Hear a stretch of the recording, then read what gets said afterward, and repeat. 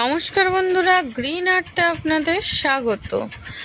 আজ আমি লিকুইড তরল সার দেখাবো, যে তরল সারটা সম্পূর্ণ অর্গানিকভাবে হোমমেড আমি তৈরি করব।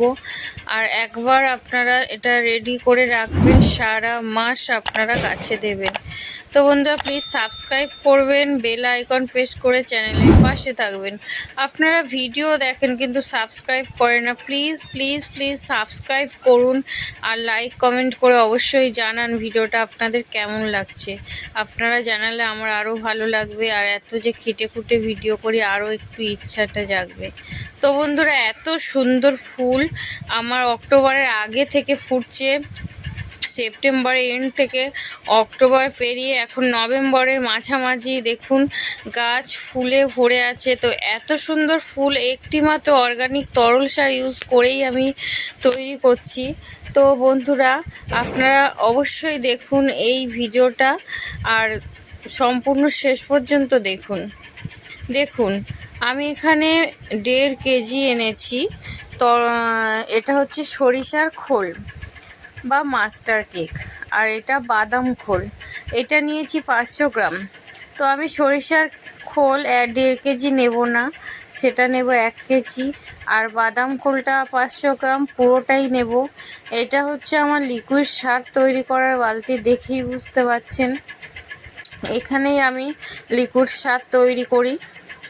তো বন্ধুরা, আমি 500 গ্রাম সরিষার খোলটা দিয়ে আর 1 কেজি আমি এখানে দেব সরিষার খোল। তো আপনারা 500 গ্রাম আর 1 কেজি এই বাদাম খোল আর সরিষার খোলটা ব্যালেন্স করবেন। আর আপনাদের যদি না এতটা প্রয়োজন হয় সেটা কম বেশি করে নেবেন। আমি এখানে সম্পূর্ণ ওয়েট 1.5 কেজি সম্পূর্ণ বালতিটা ভরে জল দিয়েছি। দিয়ে এটাকে আমার ডেলি রুটিন, আমি যখনই ছাদে আসি এটাকে এরকম একটা কিছুর সাহায্যে নাড়িয়ে দিই। বন্ধুরা, এটা পুরো মুখ ঢেকে আমি রেখে দেব। আর এখানে আমি ইউজ করব এরকম কৌটোটা 1 কৌটো নেব, আর পুরো বালতি ভরে জল নেব। নিয়ে আমি 1 কৌটো তরল সারটা প্রয়োগ করব পুরো 1 বালতি জলে। তো সেটা আমি আপনাদের দেখাই প্রসেসটা। তো এইভাবে আমি এটা 7 দিন পরে ইউজ করব। তো দেখুন 7 দিন পরের ভিডিও বন্ধুরা, কতটা ঘন হয়েছে, গাঢ় হয়েছে। এটা আমি এই 1 বালতি জল রাখা আছে, এই জলের মধ্যে এটা মিক্স করব। তো মিক্স করার ফলে দেখবেন যে কতটা লাইট আর পাতলা হয়ে গেছে।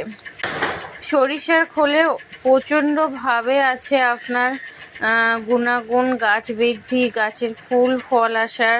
আর বাদাম খোলেও সেম। বাদাম খোল অনেকটাই স্ট্রং সরিষার খোল থেকে, ওই জন্য আমি হাফের অর্ধেক দিয়েছি।